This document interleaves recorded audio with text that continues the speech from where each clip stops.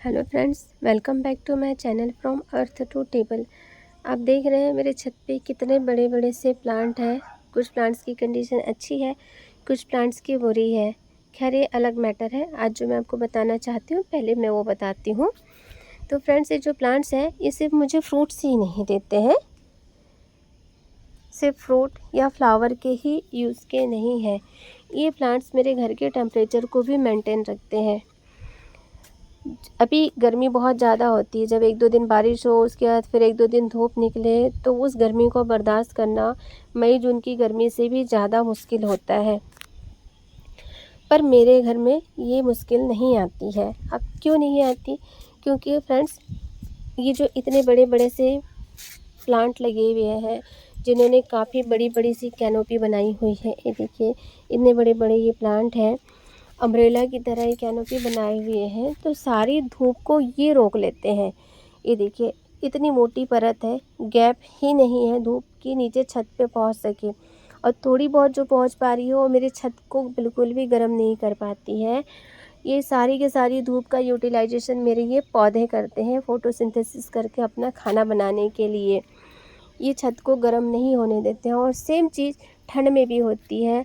जब ठंड भी ज़्यादा पड़ती है तब औरों के कंपैरिजन में हमारा घर जो है वो ज़्यादा ठंडा नहीं हो पाता है। ये प्लांट सिर्फ प्लांट नहीं है, मेरी छत के लिए, मेरे घर के लिए एक प्रोटेक्टिव लेयर का काम करते हैं। प्लांट्स तो मेरी सेहत के लिए प्रोटेक्टिव लेयर का काम करते हैं, क्योंकि मुझे ऑर्गेनिक सब्जियां मिलती हैं। ये आप देख भी पा रहे हैं कितनी सारी कलियां लगी हुई है, कितनी सारी फ्रूटिंग है। और बड़े फ्रूट्स आपको इसमें नहीं दिखेंगे, क्योंकि कल ही हमने कम से कम 1 से 1.5 किलो बैंगन की हार्वेस्टिंग कर रखी है। पर फ्रेंड्स, आज मैं आपको यही बताना चाह रही थी, क्योंकि इसको मैंने कंपेयर किया है। अभी किसी वजह से मुझे किसी के घर बैठने जाना पड़ा।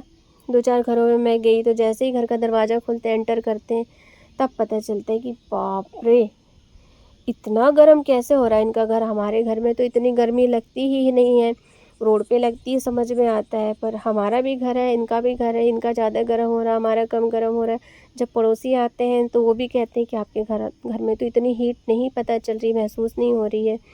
देन मैंने भी इस बात को रियलाइज़ किया कि लोगों के घर बहुत ज़्यादा गर्म हो रहे हैं, मेरे नहीं हो रहे हैं। बस एक फ़ैन से बड़े आराम से काम चल जा रहा है।